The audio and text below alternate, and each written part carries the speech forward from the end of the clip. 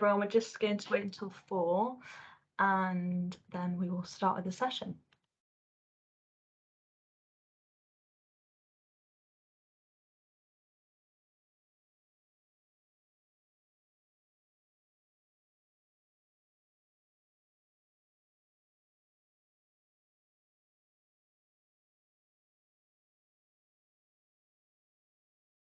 Okay, brilliant.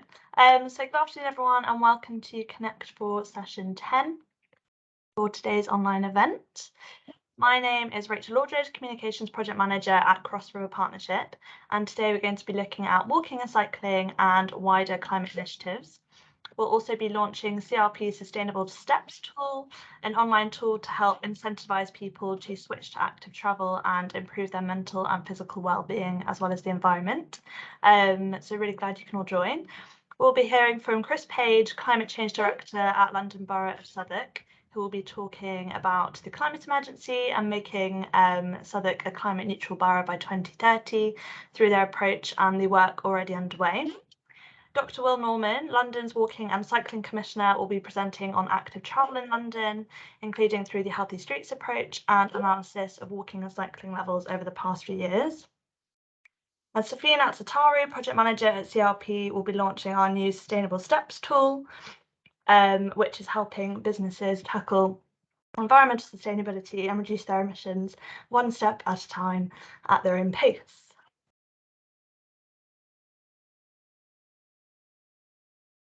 So please put any questions into the Teams chat, and if you're having any technical issues, Dave is moderating the chat and we'll be able to help you over there.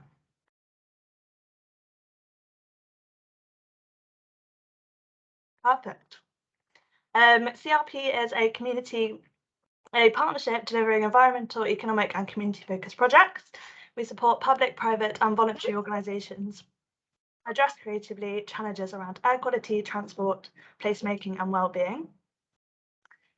And in terms of transport and air quality, we already have a variety of tools, publications and projects to help you on your active travel journey as a small business, local authority, business improvement district or member of the public. So please do take a look at Cross River Partnerships publications page for all related information to help you, whether that might be through emission savings tools, buying a cargo bike or looking at place routes in your area. We have lots of useful resources up there. Okay, so to start this conversation, I'm going to hand over to Chris Page, Climate Change Director, to talk you through Southwark's initiatives. Fantastic. Thanks ever so much, Rachel, and good afternoon, everyone. It's really great to be here. As Rachel says, my name's Chris Page. I'm the Director for Climate Change and Sustainability at Southwark. So I'm going to be talking a little bit about the climate emergency in general in Southwark, what we're doing, what our approach is, and hopefully, yes, give colleagues on the call a bit of an idea about what One London Authority is doing in this area. Let's try and make technology work. There we go. Do that. So the climate emergency in Southwark, we declared a climate emergency in 2019, and the wording of our climate emergency is that we're going to do all we can to make Southern carbon neutral by 2030. The important bit about that, from my point of view, is that we're trying to make the whole borough carbon neutral and not just the council. Our members, in their wisdom, chose to create the really difficult task, but probably the right one, which is that every aspect of the borough's life is carbon neutral. And you can see on the pie chart there just where our carbon comes from. So we've done a bit of an assessment of that. About 3/4 of it is from various types of buildings, about 15 to 16% is from travel, and the rest is other things like waste. So for us, about 95% is from either buildings or travel. So they're the huge emitters for us, and probably what we need to do most about. So in terms of tackling it for us, the climate emergency can feel this huge, vast thing that actually is outside the daily reach of our residents. So we wanted to make the climate emergency something really real to our residents, to get them and local businesses and the community engaged.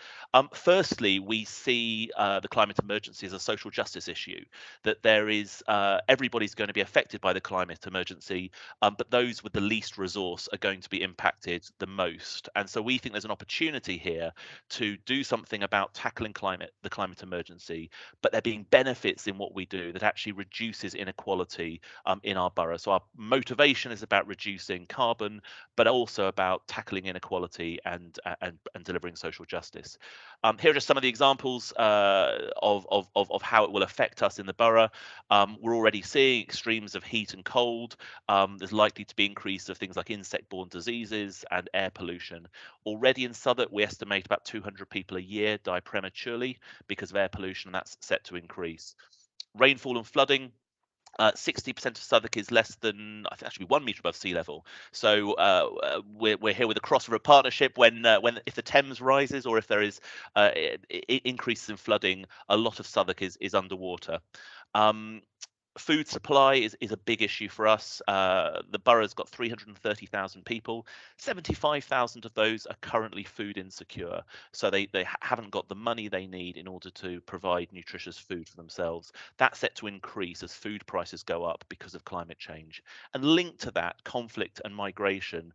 We would expect as food becomes scarcer around the world and there is greater fight for natural resources, there's going to be greater conflict. And in Southwark, a hugely diverse borough with a population who have relatives, friends, and so on around the world, our residents are really going to feel through their relatives and friends and families overseas the impact of climate change in other countries. So a really big issue for us in Southwark. So what's our plan? Well, I won't go through every page of it, but it's on our website if you're keen. We're focusing on action around 5 key areas. We greener buildings, active and sustainable travel, a thriving natural environment, a circular economy with green jobs, and renewable energy. Rather than going through all of those, I'm just going to pick one of them. And with the audience we have here today, I think people are probably most interested in active and sustainable travel. So in there, we've done the work that suggests we think we need to make about a 9% reduction in vehicle kilometres in Southwark with a modal shift towards active and public transport. And if we're going to be carbon neutral, we need all petrol and diesel vehicles off the road by 2030. So a huge challenge for us as a local authority. We've got quite a big program of work. Some of the highlights are there about making walking and cycling easier, discouraging ownership of polluting private cars, improving accessibility and sustainability of public transport, particularly working with colleagues in TfL to do that, trying to reduce unnecessary journeys and for people to use services and things closer to their homes. We're also doing something unusual for most boroughs, that we're going to look at carbon from transport beyond our boundaries, and are going to be working to try and encourage our residents to cut down on flying, or if they do fly, to offset that. And we've got an internal role as well in terms of decarbonising council travel, so reducing the carbon of how people get to and from work in Southwark Council, and also how we get about the borough. So our approach, I've said it's a social justice issue, but running through everything we do, it's about educating, empowering and engaging. We want people to know what's going on so that they can make good choices about what they do and that they can put pressure on others to do more. We want to empower people, so we want to remove the barriers that prevent people and businesses taking action. And we want to engage. We want this to be an active, community-led debate where everybody is playing their part in tackling the climate emergency. On the slide, I've got a few examples of things we're doing. So we've just launched the Let's Go Zero Schools Network, which is a network of schools who are putting things into the curriculum to help children understand about climate change, but also we're helping them decarbonise their own buildings and work they do. We've got partnerships with universities like the London College of Communications in our borough, where we're working with their students and the design team, coming up with innovative and exciting ideas about how we could be tackling climate change. Big, wide engagement. We've had talking lampposts, pop-up events, online engagement. Most recently, we had a citizens jury process where they really, we had a team of people who were representative of the borough as a whole, who really scrutinised the work that we're doing and what could happen in the borough, and came up with some really, really positive recommendations. And finally, for those who want to know more about Southwark, we've got our action plan now online in a digital form where you can go in and look at what we're doing, and as we do things, we'll update that as well. I'm running slightly short of time, so I won't labour this, but here are some examples of work we're already doing. And similar to lots of other councils, retrofitting of buildings, we've introduced a diesel surcharge, we've planted 10,000 new trees, we're expanding one of our district heat networks to provide low carbon heating to some of our estates, and putting LED lighting into street lights and into parks. So quite a lot of work we're doing already ourselves. We're changing how we operate as a council. So the first ones might sound a bit geeky. We're putting climate change concurrence in reports. But it's actually a really big thing. It means that every decision that goes through the council, as well as considering financial implications, legal implications, equality implications, you now have to consider climate implications. So officers, when they're producing reports, have to think about what's the impact on the climate, and the decision maker has to show they've considered it and are doing what they can to mitigate impact. We've got new funding streams, and we're also aligning all of our strategies as a council to ensure they're all pulling in the same direction to try and reduce carbon. Going ahead, this is I'll end in a moment, but going ahead, challenges and opportunities for us. The big challenge, the big elephant in the room for us is we've done some work to calculate the cost of being carbon neutral as a borough. So if every private home were retrofitted, if we'd remove petrol vehicles and all the rest of it, we think it comes to about £3.92 billion. And to put that in perspective, if we as a council spent nothing on anything but climate change for the next 8 years, so ran no other services, we still wouldn't come even to halfway there to that kind of money. So it's a huge sum of money. Big challenge for us is public opinion, that we can go but so far, but we need the public to support us to do more.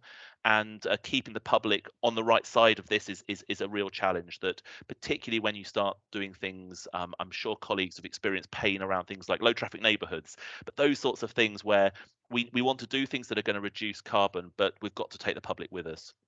Legal powers, we have limits to what we can do, and also capacity, that even if we had all of the money in the world, we actually don't necessarily have the skills and the resources and the expertise to retrofit every home and do that work. But there are big opportunities as well. Co-benefits I've already talked about, and tackling inequality through climate justice. New partnerships that we're forming, so like our relationship with the LCC we talked about earlier, working with some really inspiring young people to come up with new ideas to tackle things. And that links into innovation, that we're lots of councils are looking at what each other are doing and learning from each other, but there's a real opportunity in this space to innovate and to come up with new things that we could be doing. So that's a bit of a snapshot about what's going on at Southwark at the moment. Go to our website, southwark.gov.uk/climate, and you can find out more. I'm really happy to answer questions and things at the end of this session. Thanks very much.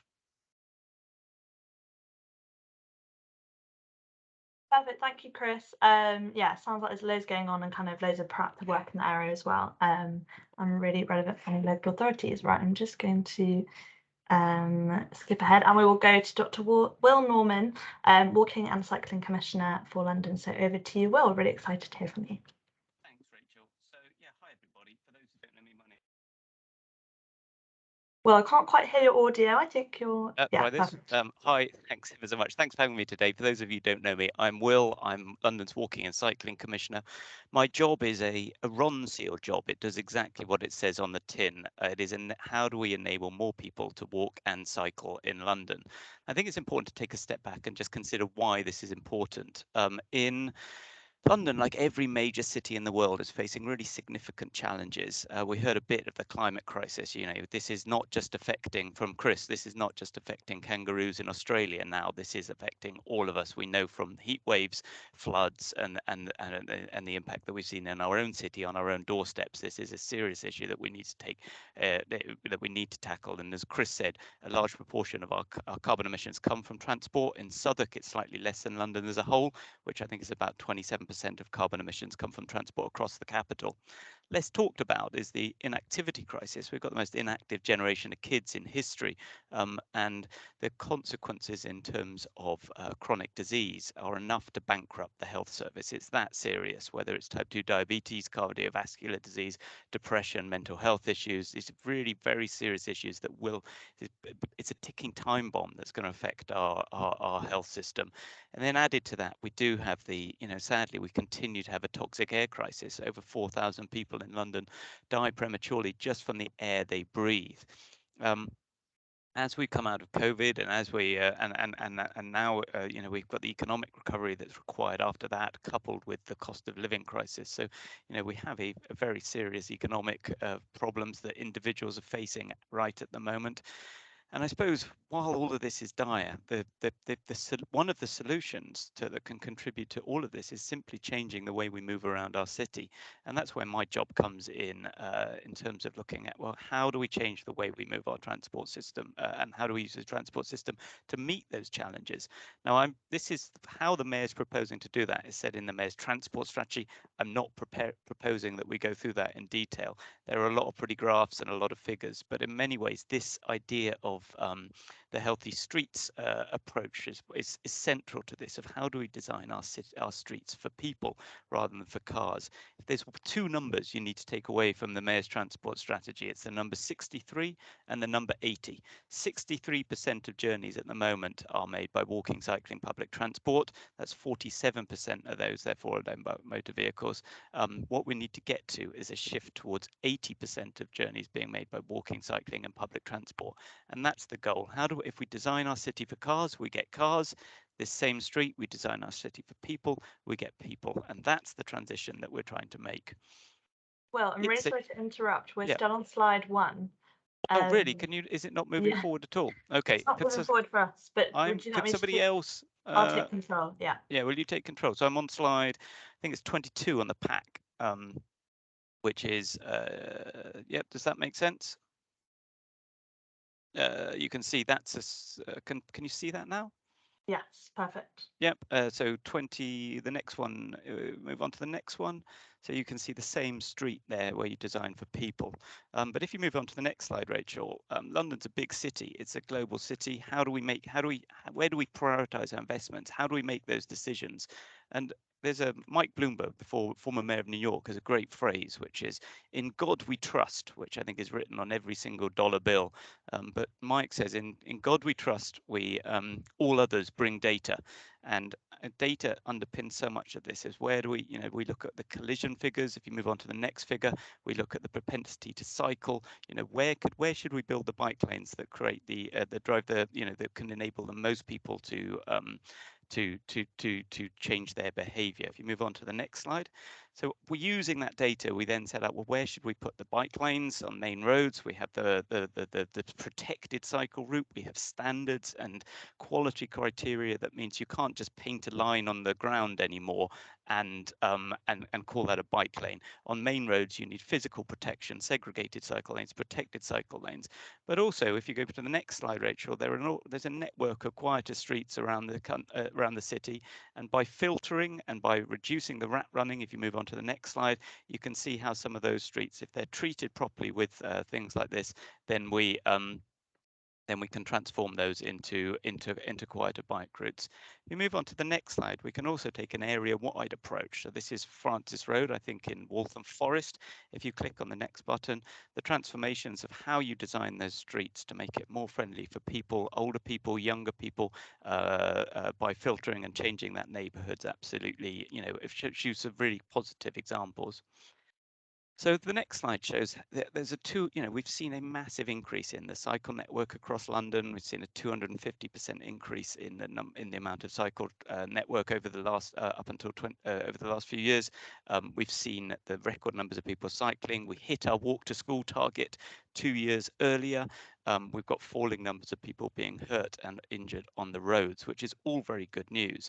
But obviously, in the last couple of years, it's been dominated by COVID. So the next slide really, should remind us of what the little thing was that's caused such a massive impact and so much misery to so many people's lives.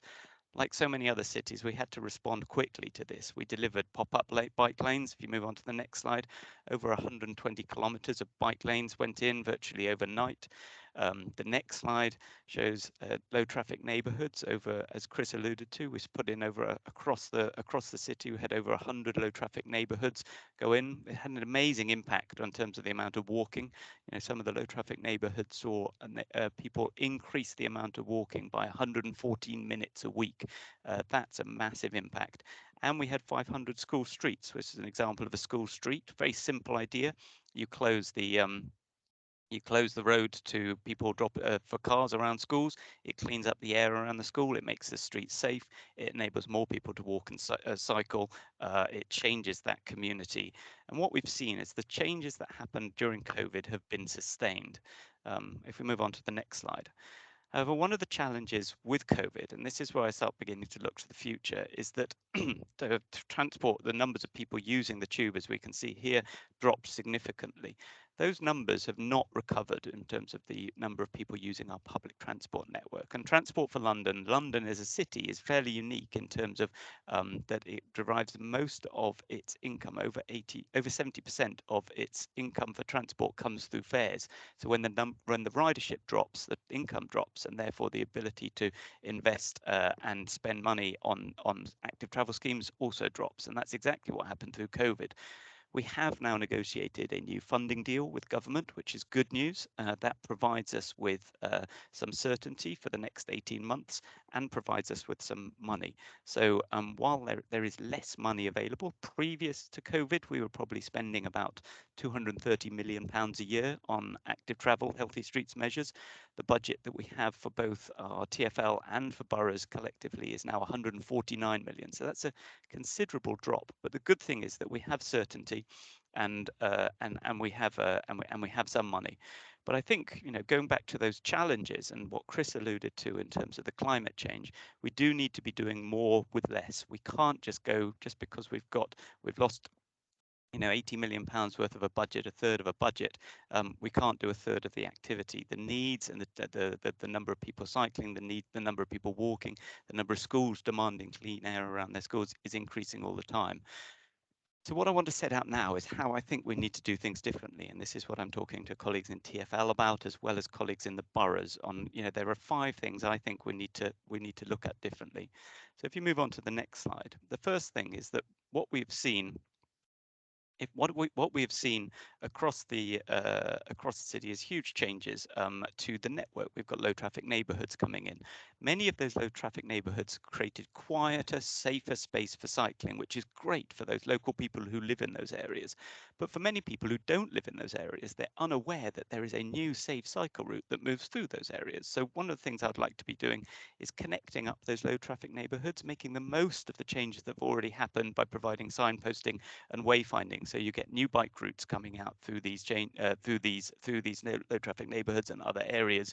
Some of them might need a crossing across a main road to, for example, to link them together. But that's some of the work that we can do relatively quickly and relatively cheaply that will make a big difference to people's lives. Move on to the next slide. During the COVID crisis, we used a lot of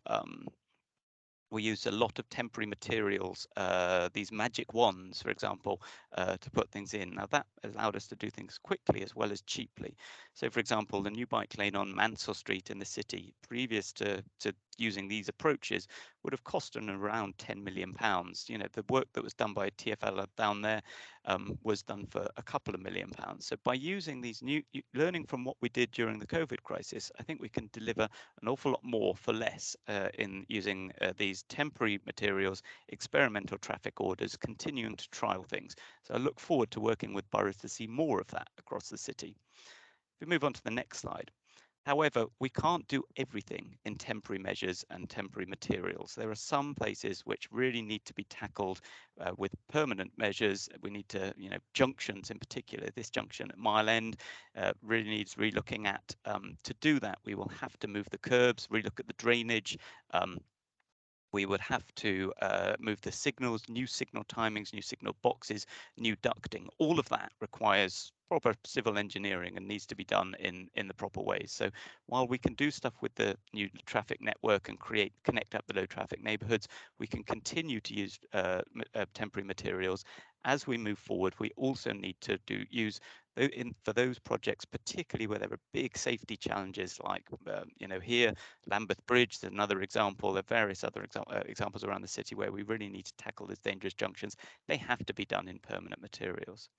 The next approach, which is something that we build on the next slide, we need to work in partnership with our colleagues in the boroughs, and the changing politics in the boroughs has offered up some opportunities, but most importantly, being able to turn back on the LIPS program, the local implementation programs, working with the boroughs, providing strategic guidance, going back to that data piece of where we think there is the biggest priorities for cycle routes or potentially the walking potential, or where there are the most collisions, providing that information with the boroughs and then working together to come up with schemes to tackle that. So yesterday I was in a meeting with Camden looking at the challenges around Holborn and the new proposals they've come up with, which has been developed jointly with TfL and Camden, using some of that money to look at what is essentially one of the most dangerous areas in the city for people cycling. I'm delighted we've got good proposals to move forward with that. And finally, the fifth change I think that we'll see in the city of how we move forward is actually being more strategic and working in partnerships with businesses, with developers to tackle this together. We're working much more closely with local authorities and boroughs to look at how do we strategically leverage things like the community impact levies, community infrastructure levies, SIL, or Section 106 funding that can come from developers to make changes. So this is an example which will transform North Woolwich Road in Newham. There's money coming in for a 4.5 kilometre bike route, new crossings, total change of that information that's coming through from developer funding. Similarly, you can see examples of this happening at Nine Elms and other locations. Go on to my final slide. So this is, I lose track of how many chancellors we're getting through, but one chancellor recently said that, they had that phrase that I think, we're all in this together. Now, I don't often quote George Osborne, but I think this is something that we all have a role to play in. And I think that, that ultimately this is good for, this is good for the city, this is good for our health, this is environment, this is good for businesses. We all have a role to play in this. We know that changing our city in this way keeps us competitive, keeps us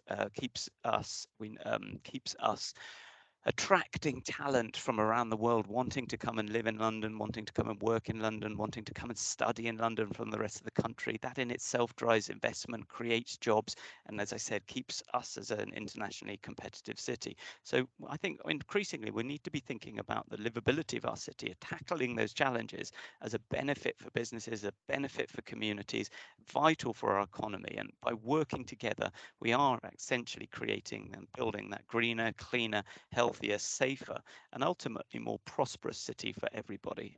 So that's a bit of what we will be doing and where we're moving forward in the future. Thanks very much. Perfect. Thank you so much, Will. Yeah, it's very inspiring. I loved all these images. You can really see how much you can transform London streets for active travel. We've had lots of very detailed questions, but we can answer them just after past when we get to the Q&A. But for now, I'm going to introduce Safina to launch CRP's new tool. So over to you, Safina. Thanks, Rachel. I'll try taking control. Okay, so hello everyone, I'm Safina. I'm a project manager here at Cross River Partnership, and today I'll be talking to you about Sustainable Steps, which is a new tool we're developing for SMEs. So we all know conversations around climate change and the transition to a net zero economy are happening everywhere.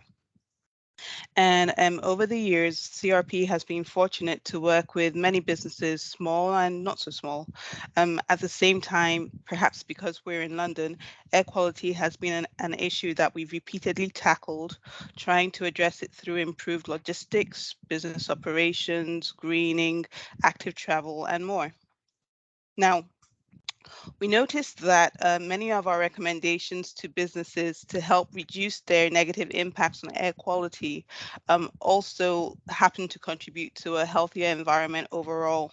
And it's hard enough for larger organizations and corporations with dedicated teams to tackle sustainability. So what about the small business owners who have to wear multiple hats and who may not know where to begin, or maybe they have a haphazard approach, not really tracking their progress or being able to share that progress with their stakeholders or customers? And so we created Sustainable Steps. It's a website that will allow small businesses that are taking action to do just that. The way it will work is to start with, we'll ask a few questions about the business. We've kept it short and sweet because people don't have time, and we all know that survey fatigue is very real. Once those questions are answered, then we will produce a list of top recommendations, which the user can then download for later reference, or preferably they'll register on sustainable steps to make a pledge and take action. Now, let's see, this is slide 46. So this is a complete list of pledges that that will be available in this version of the tool. Each pledge will have anywhere from 1 to 5 actions that a user can take. Over time, we will add new pledges and actions, and we'd like to give users the option to create customized pledges and actions for their own unique situations. This is what a registered user's dashboard will look like, and basically it will allow them to track their progress, take on new pledges, and basically just manage their general account details. When a user basically a user can manage their pledge through the dashboard. This page will allow the user to where am I? Sorry. Yeah. So this page will allow the user to see the pledges they've made, the pledges they've completed, and what else they can take on. The more actions they complete, then the little check mark that you see in sort of the upper right quarter of the page, the fuller that little check mark will get until the pledge is finally achieved. The user can decide how many pledges they want to take on, although I would encourage a user to start small with 1 or 2 pledges. They can always take on more later after they've made significant progress with what they have. So then moving on. So for example, here, the user has pledged to reduce their energy consumption. In this example, you may be able to see that on the 3rd action or so, they have decided to switch to energy efficient lighting and appliances. Now, the website doesn't dictate what the user should do, or in this case, which appliance they should switch out. However, what's it called? I guess you would say that there's an honor system involved. Once the user has made all the changes they can, they would click the Mark as Complete button, which would then generate the pop-up that you see on the right side of the screen, and which would then allow the user to enter the details about what it is they've done exactly. They can then move on to another action or pause and maybe try to make more progress on a different pledge. So that is a very whirlwind tour of sustainable steps. We're still ironing out a few kinks, but expect to launch the site within the first week of November or so. So we will be sharing the launch. We will be sharing the link via our newsletter and social media platforms once the site is live. So please watch the space, and I'm happy to answer any questions you may have. Thank you. Thanks, Bina, and we'll definitely be circulating a link to everyone who signed up to this event.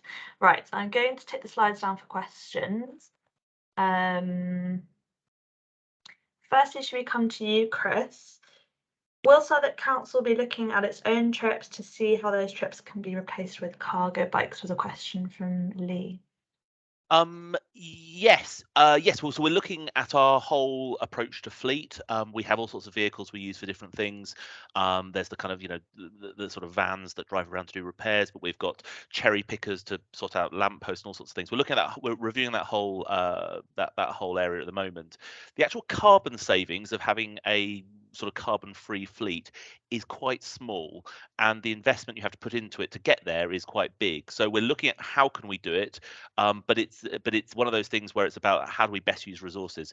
Cargo bikes, sorry, specifically are part of that mix. We're looking at is there greater use of cargo bikes that we can make as a council, but also what we could be doing to promote them in the borough as well, and how we can work with businesses to try and encourage the use of cargo bikes. It's one of the things in our climate action plan. Okay, brilliant. Thank you, Chris. And then, Will, for encouraging cycling, how can we make sure that new cyclists know and follow the rules, and that enforcement is more frequent to dissuade rule breaking? I'm just going to, before I come on to that one, I'm just going to touch on the cargo bike piece. That we are also using cargo bikes with Crossrail. We used cargo bikes, and as some people meanly criticised us, that isn't the reason why it was delayed. Actually, we found that using cargo bikes sped up the deliveries to our sites, particularly for smaller tools and that sort of thing. So, cargo bikes isn't why Crossrail was delayed.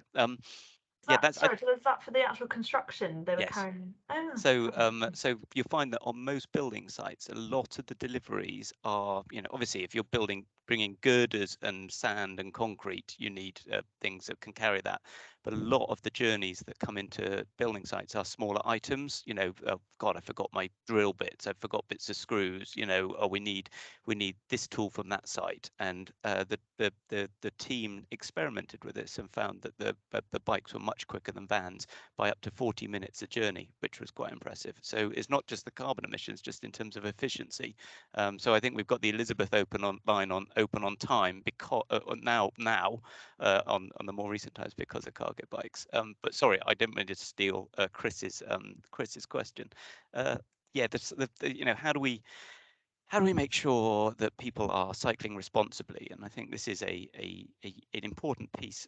This starts at a very, very early age and sets the tone and culture, which is one of the reasons I fought so hard during the current funding deal to get money back on track for cycle training. So Transport for London provides funding for boroughs to provide cycle training. We now have during the financial crisis associated with COVID, sadly, we had to pause that for a few months, which was really not good and send out exactly the wrong signal. I'm really pleased that we have been able to reinstate funding. We've reinstated about £2.7 million of funding from TfL to the boroughs to deliver that training, and boroughs do have funds of their own through the LIPs and other sources, which they can also top that up with. So, that provides free training for people in schools through the Bikeability programme, but also for adults who may be new to cycling. We recognise that maybe cycle training is not for everybody, so we have also created online some online cycle skills videos, which if people are wanting to sort of refresh themselves or get a sense of what do they need to be thinking about when they're getting back on their bike, they should have a look at those videos that seem to be proving very popular. We do enforce against people bad behaviour on bikes. I think about 2,000 penalty charge notices are issued to cyclists every year. But I think one of the key things that I would emphasize is in terms of enforcement, we tend to go, or the policy is to enforce, to have an enforcement policy that's proportionate to the risk. So while it is important that people take responsibility and cycle safely and adhere to the rules and don't run red lights and don't go on the pavements, all of that is vitally important. That's why we have the police to help enforce it. The figures in terms of what causes the most casualties on our roads sits squarely on motor vehicles. In 2020, we had 15,226 casualties on London's roads due to motor vehicles. There were about 900 due to pedal bikes. The serious ones and the deaths largely fell within the motor vehicles. So it's absolutely right that the police continue to focus the bulk of their efforts on enforcing the activities which could cause the most harm to people, which are the motor vehicles, and that is what our partnership with the policing is delivering. Brilliant. Okay, and I can send links to maybe the videos if we can find them online. Yes. That'd be really handy. Safina, for the tool, is there a plan to kind of measure the impact once it's live in terms of who it's the audience of smaller businesses in particular? So I guess really in terms of the impact of the tool, I suppose first of all take up, so really who's using it, and then in terms of the actions that the users choose to take on board, I suppose that would give us a general idea of what's happening out there. But for true detail, it really would depend on um, how much information the user chooses to share via the app. But yeah, at the very least, we would have a good sense of what's happening out in London and hopefully beyond. Yeah, brilliant, thank you. And just sorry, going back to the cargo bikes, Tanya's in the chat saying that neighbourhood nurses are getting quicker from patient to patient, which is really interesting.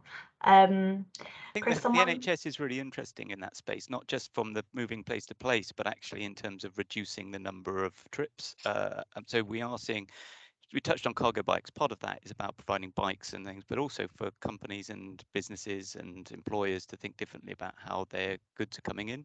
It's a really interesting study that Guy's and St Thomas did as a hospital, where they did a sort of old school time and motion study on just how much nursing time was spent moving goods off trucks and around the hospital to the right wards. And they figured that it was, don't quote me on the exact numbers because I can't remember off the top of my head. It's around 30 nurses' time was being spent by moving stuff around the hospital. So they they developed a freight consolidation centre outside London. They cut the number of trucks being brought in, and because the freight was being organised in the consolidation centre, it actually worked for them, which was their most important thing of how do you get those nurses to be doing something which they are qualified for and caring for patients rather than just moving trolleys around the hospital.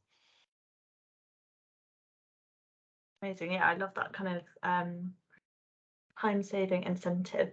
Chris, just someone on Eventbrite asked how we can quickly convert subsidised on-street car parking to reduce, to secure cycle storage and keep fees low enough for families with multiple bikes.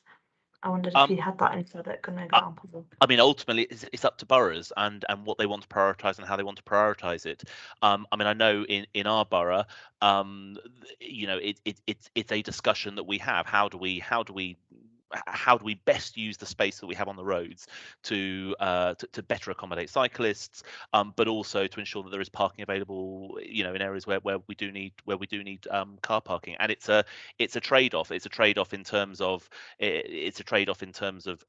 cost, of money, and also political will. You know, how far do politicians want to go? So I suppose that the answer to the question is you could do it very easily if there's kind of public opinion saying we really, really want this. And so if you want this, talk to your politicians, talk to your councillors, and say you want it. That I think the more voices that councils hear pushing for that, the more likely it is to happen.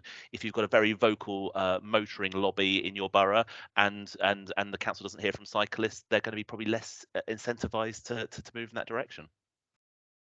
And can you do that on a section on the website, kind of ask things, sort of type, yeah. Okay, perfect. For Will, Philippa from House and Fulham asked, is there any chance that big roads can be closed for people to kind of walk and cycle once a month, like the A4 from central London out to the west, for example, just kind of, yeah, once a month? So I think we've all seen when big roads get closed, some of the impacts that has around on neighbouring roads and the challenges around jamming up the road system. So my sort of feeling on this at the moment is that to challenge and change the behaviour, or the scale of the behaviour change and cultural shift we need to make for change. It's the shifting shorter, smaller journeys from cars to more walking to more cycling is a really significant change, particularly in parts of outer London. And I think we need to do our utmost to bring people along with us on that. And my feeling and my experience is that closing major roads for events like that, outside of the regular closures that we do have, for example, London Marathon, Ride London, you know, there are over 100 major road closures every year in London through organised events at the moment. But to do that on a regular basis, just for to provide space, I would say it's far better looking at the role of play streets and looking at residential streets for that. There's two reasons for that. One, it doesn't create the it doesn't create such a big kickback against schemes on a major scale for from the motoring lobby. It doesn't cause the same level of disruption, particularly for those journeys that are essential, whether they be emergency services, freight, or people who just simply can't use other ways of getting around. But secondly, well, doing the play streets and school streets and those smaller street closures creates a massive benefit for the community. And I think all too often, all the studies I've ever seen shows that if you create a nice walking environment on your residential streets, and those opportunities create more social cohesion, neighbors meet each other, people go out and talk to each other on the streets, that creates a virtuous circle for actually people taking action. What you're seeing is people saying, oh, well, we managed to close this street once a month for kids to play. Why can't we get a bike hanger, to going to Chris's point, or the local park's a bit of a mess. Why don't we organise a litter pickup? We've organised a litter pickup. Why can't we ask the council for some more money to improve the swings, or to provide more for more bins for dog litter, or whatever it might be? And what we see is that, well, when that happens at a residential area, it really helps build other policy outcomes, particularly tackling isolation, particularly tackling and bringing more community cohesion and building social capital in neighborhoods. So my recommendation would be to, for those big major events in London, that's where we can close those streets and big organized events. But for those regular closures, make the most of all the other benefits that bring about in terms of building that social capital in communities. Oh, brilliant, thank you. And then finally, Sabina, Pamela has asked if any thought has been given to using wharves as a logistics hub so freight can be delivered by water and then transferred to cargo boats and vans. It's a separate question on the river. I just wondered if you had anything on that, or clean air logistics for London related answer. Oh, I think you're on mute. Sorry, I was thinking just that it's very much related to clean air logistics for London. One of our current projects that very much is looking at freight and how we can use the river more, incorporating consolidation hubs, etc. So I would definitely recommend that you check out our Clean Air Logistics for London page, and I'd be happy to answer any additional questions that you may have, Pamela. Perfect. Thank you so much to three of our speakers. That was really great. And we have lots of questions we haven't answered, I think, so I will follow it up with them. And thank you to everyone that attended. Our next session is on the 24th of November, and we have Business London and New London Architecture as well joining us. So please sign up there. Dave will post a link in the chat. And this is our contact information for any further queries, but I will be following up with those questions we didn't answer, as I said. So thank you so much, and have a great rest of your afternoon. Thank you. Thank you. Thank you, everyone.